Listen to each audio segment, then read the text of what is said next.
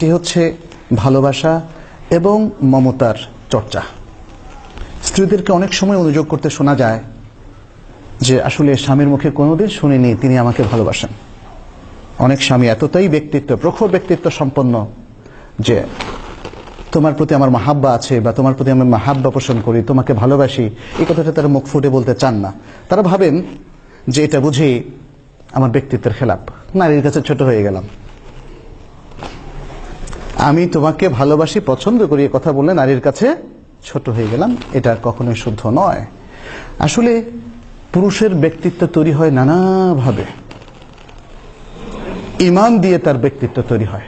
একজন মুসলিম স্বামী, বাবা বা পুরুষের জন্য তার ব্যক্তিত্ব শুরু হয় ঈমান থেকে। ঈমান হারা হলে তার ব্যক্তিত্ব এখানেই মেইনটা শেষ। ঈমান, কোরআন সুন্নাহর পরিপালন, কারণ কোরআন সুন্নাহ তার ব্যক্তিত্বকে গঠনে সাহায্য করে, তাই না? কোরআনের বিভিন্ন ইনস্ট্রাকশন, হাদিসের বিভিন্ন দিক নির্দেশনা একজন মুসলিমের ব্যক্তিত্ব গঠন করে। সুতরাং নারীকে তার প্রতি আপনার সৌহার্দ্য আছে, মমতা আছে, এটা প্রকাশের মধ্য দিয়ে কোনো মুসলিম পুরুষের আসলে ব্যক্তিত্ব কখনো ক্ষুণ্ণ হয় না। এছাড়াও আরো অনেক কারণ আছে। আমাদের অনেকেই জাগতিক কাজে এত ব্যস্ত, স্ত্রীর অধিকার তারা রক্ষা করতে অনেক সময় ব্যর্থ হন। অফিসিয়াল কাজে ব্যস্ত। আপনাকে এত ধান্দা করতে বলেছে কে? এত বহুমুখী ব্যবসায় আপনি কেন নিয়োজিত হলেন? আমরা দেখেছি আর এক বা দুই জেনারেশন আগে একটা লোক একটাই চাকরি করতে, এবং এতে তারা খুব সুন্দর সুখী জীবন তারা মেনটেন করতে পারত। কিন্তু আজকের মানুষকে কোনো কিছুই আর সুখী করতে পারছে না। হাজার হাজার কোটি টাকাও মানুষকে সুখী করতে পারছে না। এই জন্য তারা ঋণ খেলাপি হচ্ছে, হাজার হাজার কোটি টাকা তারা ব্যাংক থেকে লোপাট করছে। এদেরকে আসলে সুখী কেউ করতে পারবে না। আর যাদের অল্প আছে, এই অল্পতার জন্য যথেষ্ট, সেটাও কিন্তু আমাদেরকে সুখী করতে পারছে না। আমরা শুধু ভাবছি বেশি সম্পদ আমাদেরকে সুখী করবে, কিন্তু আসলে আমরা নিজের পরিবারে অসুখী হয়ে যাচ্ছি। স্ত্রীকে সময় দেই না, সন্তানকে সময় দেই না। হ্যাঁ, হয়তো গভীর রাতে অনেকে ফেরে ঘুমিয়ে যান, দুটো কথা আমরা শেয়ার করতে পারি না। তাহলে ভালোবাসা কোত্থেকে আসবে? ভালোবাসা তো আচরণে প্রকাশ পায়, ভালোবাসা ভাষ্যে প্রকাশ পায়, কথায় প্রকাশ পায়, এবং ভালোবাসার জন্য সময় দেওয়া লাগে, তাই না? আপনার সাথে আমার দেখাই নাই, এই ভালোবাসাটা হচ্ছে থিওরিটিক্যাল ভালোবাসা। আমি যখন আপনার সাথে দেখা হবে, মোলাকাত হবে, হাত মেলাবো, বুক মেলাবো, আপনার জন্য ভালো কিছু করব, ভালো আচরণ পেশ করব, এটা না হচ্ছে ভালোবাসার বহিঃপ্রকাশ। আর স্বামী স্ত্রী এরা হচ্ছে পৃথিবীর সবচেয়ে ক্লোজেস্ট রিলেটিভ, এবং তাদের রিলেশনটা হচ্ছে সবচেয়ে কাছের রিলেশন। কোরআন যেটাকে সবচেয়ে ক্লোজ ইন্টিমেসি হিসাবে উল্লেখ করেছে, হুন্না লিবাসুল লাকুম ওয়া আনতুম লিবাসুল লাহুন্না। সুবহানাল্লাহ।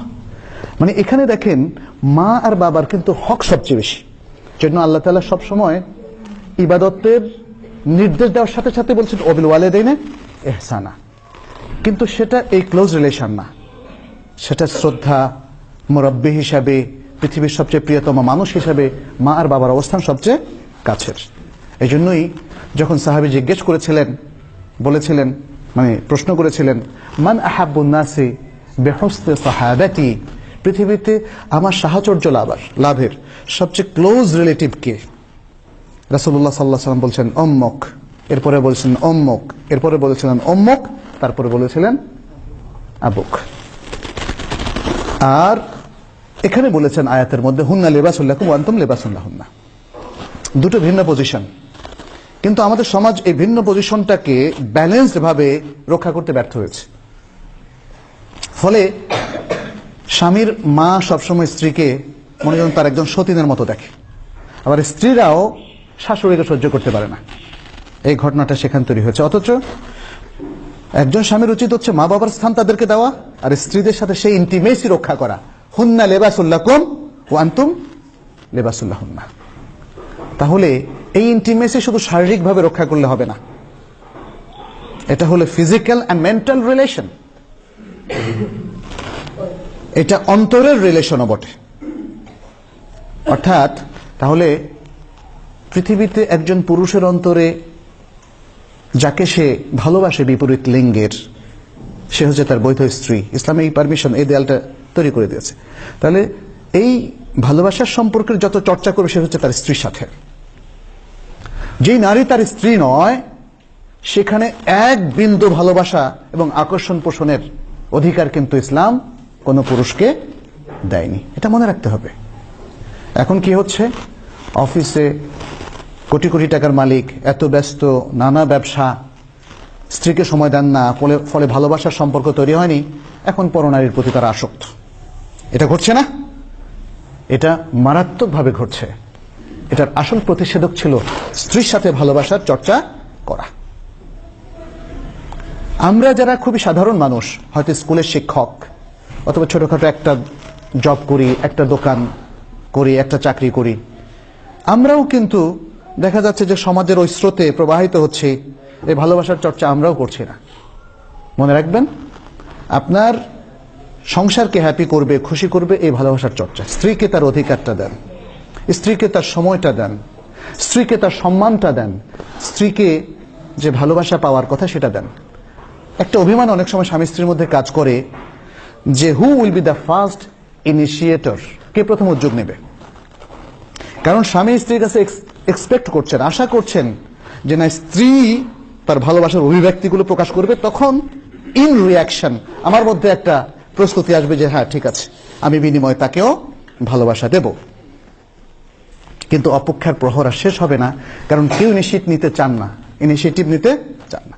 এখানে আসলে প্রত্যেককে এগিয়ে আসতে হবে। যখন বিশেষ করে স্বামীর দায়িত্ব এখানে বেশি, তিনি স্ত্রীকে স্নেহ মমতা দিয়ে তাকে তাদের ভালোবাসা চর্চার কাজে অ্যাক্টিভ করবেন। এবং সে কথাটা কিন্তু রাসূল সাল্লাল্লাহু আলাইহি ওয়াসাল্লাম হাদিস থেকে বোঝা যায়। হাল্লা তুদাইবুহা, হাল্লা তুদাইবুহা, কেন তুমি তার সাথে খেলাধুলা করছো না? সেটা কথার খেলাধুলা হতে পারে, সেটা ভাব বিনিময়ের খেলাধুলা হতে পারে, নানা রকম হতে পারে, কিন্তু এখানে ইনিশিয়েটর কে? স্বামী। রাসূল সাল্লাল্লাহু আলাইহি ওয়াসাল্লাম সেটাই কিন্তু এখানে বললেন। আর তার প্র্যাকটিক্যাল লাইফ থেকেও সেটা দেখা যায় যে রাসূল সাল্লাল্লাহু আলাইহি ওয়াসাল্লাম আয়েশার সাথে প্রতিযোগিতা করতেন, নাকি আয়েশা তাকে বলতো যে আপনি প্রতিযোগিতা করেন, এটা বলেনি। রাসূল সাল্লাল্লাহু আলাইহি ওয়াসাল্লাম নিজেই সেই ইনিশিয়েটিভ নিয়েছিলেন, স্ত্রীর সাথে প্রতিযোগিতা করেছেন। এবং এভাবে সংসার জীবনকে তারা, দেখেন, নবিয়ানা দায়িত্ব, কি কঠিন দায়িত্ব না? সুবহানাল্লাহ, শেষ নবী, তার দায়িত্ব আরো অনেক বেশি। কোরআনের মতো ভারী বস্তু তার উপর নাজিল হয়েছে, এর মধ্যে তিনি খুবই সুখী সুন্দর জীবন যাপন করেছিলেন। কারণ তিনি আয়েশাকে ডাকতেন হুমায়রা, কি সুন্দর নাম না? আয়েশা তার নাম ছিল, ভালোবাসার ডাকটা ছিল হুমায়রা।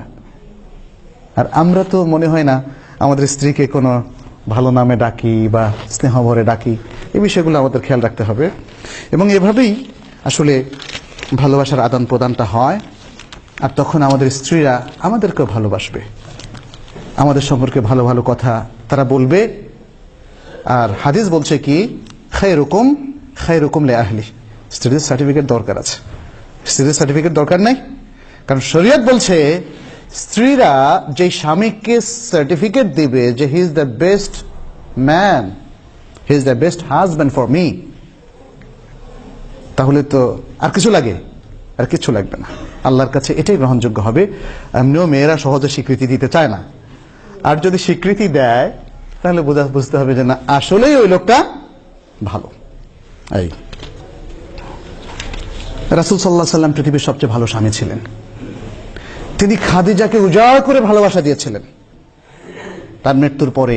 আয়েশা এবং কোন ওয়াইফ তার এই ব্লেমটা তাকে দেয়নি যে রাসূল সাল্লাল্লাহু আলাইহি ওয়াসাল্লাম আমাকে ভালোবাসেননি, বরং রাসূল সাল্লাল্লাহু আলাইহি ওয়াসাল্লামের আচরণে আখলাকে মুগ্ধ হয়ে তার অন্য কোন বয়স্ক স্ত্রীরা, যেমন আয়েশার জন্য বা অন্য কোন স্ত্রীর জন্য, তাদের রাতটা বরাদ্দটুকু ছেড়ে দিয়েছেন। এটা কখন একজন মহান স্বামীর জন্য স্ত্রীরা এই ছাড়টুকু দিতে পারে? স্বার্থপর স্বামীর জন্য একজন স্ত্রী থাকলে সে কোনো ছাড় দিবে না। অতএব এই বিষয়গুলো আমাদের খেয়াল রাখতে হবে। আমরা আরেকটা কথা বলেছি যে সময় দেওয়া, সময় আপনার স্ত্রীকেও যথার্থ দিতে হবে। এটা আপনার, মনে রাখবেন, পার্ট অফ ইউর লাইফ। আপনার পুরো লাইফকে আপনার চাকুরি এবং ব্যস্ততার জীবনে পরিণত করলে চলবে না। আপনার স্ত্রীকে সাফিসিয়েন্ট টাইম দিতে হবে। এবং রাসূল সাল্লাল্লাহু আলাইহি ওয়াসাল্লাম সে কথাটাই আব্দুল্লাহ ইবনে আমর ইবনে আস রাদিয়াল্লাহু তাআলা আনহুকে নির্দেশ দিয়েছিলেন, যখন তার স্ত্রী বলেছিলেন যে আমার স্বামী সারা রাত শুধু ইবাদত করে আর সারা দিন শুধু প্রতিদিন রোজা রাখে। এর মধ্যে ইন্ডিকেশন আছে সে আমাকে সময় দেয় না। আমরা একটু ভালোবাসাবাসির চর্চা করব সেই সময়টুকু তার নাই, উনি শুধু তার আল্লাহ নিয়ে আছেন। অনেকটাই কথাই বলা, আসলে আল্লাহ নিয়ে থাকা তো অবশ্যই ভালো, বাট আপনাকে ব্যালেন্স করতে হবে। রাসূলুল্লাহ সাল্লাল্লাহু আলাইহি ওয়াসাল্লাম আব্দুল্লাহ ইবনে আমর ইবনে আসকে বলছেন, তুমি গুলো করো না, দ্বীনের ইবাদতের মধ্যে একটা ব্যালেন্স রক্ষা করতে হবে, তুমি গুলো করো না। তিনি আরো বলেছিলেন, যেটি মুসনাদে ইমাম আহমদের মধ্যে এসেছে একটা সহিহ হাদিস, ফাইন্না লিআহলিকা আলাইকা হাক্কান, তোমার উপর তোমার পরিবারের তোমার স্ত্রীর একটা হক আছে। ওয়া ইন্না লিদাইফিকা আলাইকা হাক্কান, তোমার মেহমানের তোমার উপর একটা হক আছে। ওয়া ইন্না লিনাফসিকা আলাইকা হাক্কান, এবং তোমার নিজের জন্য তোমার উপর একটা হক আছে, নিজেরও একটা হক আছে, তোমাকে রেস্ট নিতে হবে, ঘুমাতে হবে। একদিন রোজা ভাঙো, শরীরটা একটু রিলিফ দাও, আরেকদিন রোজা রাখো। ফাসুম ওয়া আফতার, অতএব তুমি একদিন রোজা রাখো, আরেকদিন রোজা ভাঙো। ওয়া সাল্লি ওয়া নাম, তুমি রাতে সালাত পড়ো এবং রাতে ঘুমাও। এটা হচ্ছে ব্যালেন্স। সেই ব্যালেন্সটা কিন্তু আমাদের যথেষ্ট ঘাটতি আছে, সেই ব্যালেন্সটা আমাদের করতে হবে। একজন কবির সুন্দর একটা চরণ আপনাদের সামনে বলছি, লাইসাল ইয়াতীমু মান ইনতাহা আবাওয়াহু মিন হাম্মিল হায়াতি ওয়া খাল্লাফাহু দালিলান। ইয়াতীম, কবি বলছেন, ইয়াতীম সেই ব্যক্তি নয় যে যার বাবা মা দুনিয়ার এই হাম ও হুজন অর্থাৎ টেনশন থেকে শেষ হয়ে গেছেন, চলে গেছেন এবং তাকে অত্যন্ত অসহায় রূপে ছেড়ে গিয়েছেন। প্রকৃত ইয়েতিম সে না। প্রকৃত ইয়েতিম কে? ইন্নাল ইয়াতীমা হুয়াল্লাযী তালাক্কা লাহু উম্মান, হুয়াল্লাযী তুলকা লাহু উম্মান অথবা তালাক্কা লাহু উম্মান তাখাল্লাত আও আবান মাশগুলা। বরং ইয়েতিম হচ্ছে সেই ব্যক্তি যার জন্য এমন একজন মা আছেন যে তাকে আসলে একাকী ছেড়ে গিয়েছেন, একাকী, তার আর কোনো উপায় নাই। অথবা আবান মাশগুলা, বাপ খুব ব্যস্ত, বিজনেসম্যান। মাশগুল মানে হলো বিজনেসম্যান এখানে, অর্থাৎ বাপ এত ব্যস্ত যে সে কাউকে সময় দিতে পারে না। তাহলে কবির ভাষায়, এটা কোরআনের ভাষা না, হাদিসের ভাষাও না, কবির ভাষায় এই ছেলেপেলেরা এরাই হলো প্রকৃত ইয়াতীম। যে স্বামী খুব ব্যস্ত, তার স্ত্রীকে সময় দিতে পারে না এবং সন্তানদেরকে সময় দিতে পারে না, তাহলে হাউস হোল্ডের সবাইকে এই স্বামী আসলে ইয়াতীমে পরিণত করেছেন। এটাই আসলে কবির বলাটা উদ্দেশ্য। আসলে একটু খেয়াল করলে আমরা চিন্তা করব, আমাদের কোনো স্বামী কিন্তু এটা চান না, কিন্তু এটা হয়ে যায়। জীবন আমাদেরকে সেই জায়গায় এসে দাঁড় করিয়ে দিয়েছে। অতএব সেই জায়গায় এসে আমাদের একটু জিজ্ঞাসা করা দরকার, চিন্তা করা দরকার, যাতে আমরা ফিরে আসতে পারি।